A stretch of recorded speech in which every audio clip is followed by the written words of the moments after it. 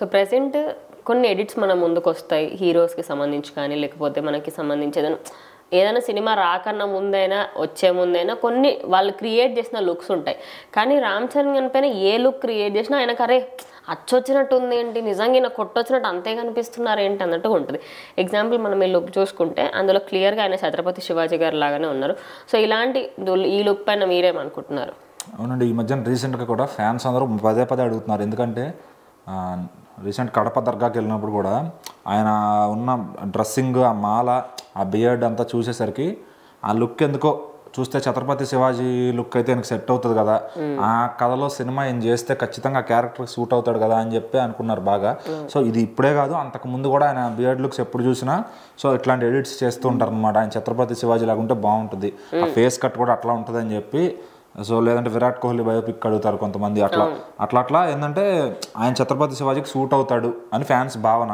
So అది అర్థం చేసుకుని ఎవరన్నా డైరెక్టర్, ఇప్పుడు సంజయ్ లీలా బన్సానీ లాంటి వాళ్ళు ఎవరన్నా ఒక హిందీ డైరెక్టరే ఎందుకంటే ఆ కథ డీప్గా వాళ్ళకే తెలుస్తుంది మన డైరెక్టర్ల కన్నా కూడా. సో వాళ్ళు చేసేటప్పుడు ఖచ్చితంగా ఆ క్యారెక్టర్కి, ఇప్పుడు ఎట్లయితే ఆల్రెడీ చావా అనే సినిమాని విక్కీ కౌశల్ గారు చేస్తున్నారో, సో నాకు తెలిసి అది చాలామంది చేశారు ఛత్రపతి శివాజీ అటెంప్ట్స్. బట్ ఒక స్టార్ హీరో చేస్తే ఏంటంటే దాని ఇంపాక్ట్ నేషనల్ వైడ్గా గట్టిగా పడుతుంది.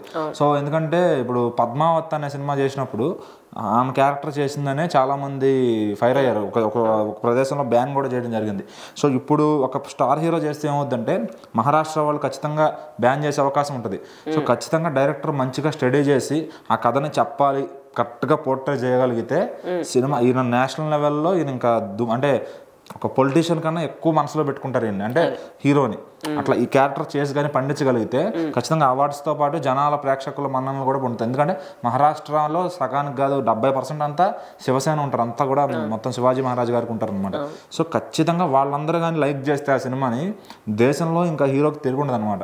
సో ఫ్యాన్స్ అందరూ అదే కోరుకుంటున్నారు. ఒక్కసారి నువ్వు చేస్తే, ఇప్పుడు శివాజీ సినిమాలో ఒక డైలాగ్ ఉంటుంది, మహారాష్ట్ర హీరో రా అని చెప్పి. సో ఈయన రజనీకాంత్ గారు అక్కడ బ్యాక్ డ్రాప్ నుంచి వచ్చారు కాబట్టి సో ఆయనకు ఆ పేరు అట్లా వచ్చింది, మహారాష్ట్ర హీరో అని. సో ఇక్కడ కూడా రామ్ చరణ్ గారిని అట్లా మొత్తం దేశవ్యాప్తంగా ఆయన ఇట్లాంటి క్యారెక్టర్ చేస్తే అందరు మన్ననలు పొందుతారు కాబట్టి సో ఈయన కూడా అలా మహారాష్ట్ర హీరోలాగా చూసుకోవాలని ఫ్యాన్స్ కోరిక. సో మరి ఈయన అర్థం చేసుకుని ఎవరన్నా డైరెక్టర్ కూడా అనుకుని మైండ్లో ఆ విజన్ వచ్చి రాసుకొస్తారేమో చూడాలి. అంటే ఆల్రెడీ ఇదే జాన్రా, ఇప్పుడు ఓన్లీ ఛత్రపతి శివాజీ గారి బయోపిక్ లాగా కానీ లేకపోతే ఆయన లైఫ్ స్టోరీ, బయోపిక్ అనగా ఆయన లైఫ్ స్టోరీ, ఆయన చేసిన యుద్ధాలు ఎలా ఉంటాయి, ఆయన లైఫ్ ఎలా ఉండింది ఏంటని చాలా హీరోస్ అటెంప్ట్ చేశారు, చాలా మంది ఫెయిల్ అయ్యారు కూడా. నిజానికి ఎక్కువ మంది సక్సెస్ అవ్వాలి. ఇప్పుడు ఈ చావాగిన సక్సెస్ అయితే నెక్స్ట్ దానికి సంబంధించి పార్ట్ 2 కూడా తీసే అవకాశాలు కూడా ఉంటాయి. అండ్ ఇమాజిన్ ఈయన కూడా ఆ క్యారెక్టర్ చేస్తే బాగుంటుందని ఫ్యాన్స్ కూడా అనుకుంటున్నారు. సో మరి చూద్దాం నిజంగానే ఛత్రపతి శివాజీ గారు వస్తారా. ఆ కథని ఒక పార్ట్ లో చెప్పడం చాలా కష్టం. అదే ఎందుకంటే ఒక యుద్ధం చూపిస్తేనే అక్కడ అరగంట టైం అయిపోతుంది. సో మరి ఇప్పుడు ఇంకా రాజమౌళి లాంటి వాళ్ళు నార్మల్ యుద్ధాన్ని ఒక అరగంట చేస్తున్నారు. మరి ఛత్రపతి శివాజీ గారు చేసిన అసలు ఎలాంటివి చేశారు, ఆయన బాడీ లాంగ్వేజ్ ఎలా ఉంటుంది, అది హీరో ఓన్ చేసుకోవాలి. డైరెక్టర్ ఆ విజన్ కరెక్ట్ గా ప్లాన్ చేసి అది 2 పార్ట్స్ 3 పార్ట్స్ ఎట్లా తీస్తే బాగుంటుంది, దానిలో ఇంకెవరన్నా క్యారెక్టర్స్ చేస్తే ఎవరన్నా ఇంకా ఇతర హీరోలను కలుపుతారా. సో అది అన్ని ఉంటాయి అన్నమాట. అడగంగానే చేసేసే ప్రాజెక్ట్ కాదు ఇది. సో దాని వల్ల వచ్చే బెనిఫిట్స్ ఏంటి, నష్టాలు ఏంటి, అవతల వాళ్ళు ఎలా తీసుకుంటారని ఆలోచించి ఆ టైమింగ్ అంతా చూస్ చేయాలి. వన్స్ కానీ చేసి కానీ క్లిక్ అయితే కనుక ఇండియాలో నెంబర్ 1 హీరో అవుతారు రామ్ చరణ్ గారు, ఎటువంటి సందేహం లేదు. సో చూద్దాం మరి నిజంగానే ఈ పిక్చర్స్ అన్ని చూసిన తర్వాత ఏదన్నా ఒక డైరెక్టర్కి నిజంగానే మన స్టోరీ ఐడియా వస్తే తీస్తారేమో చూడాలి.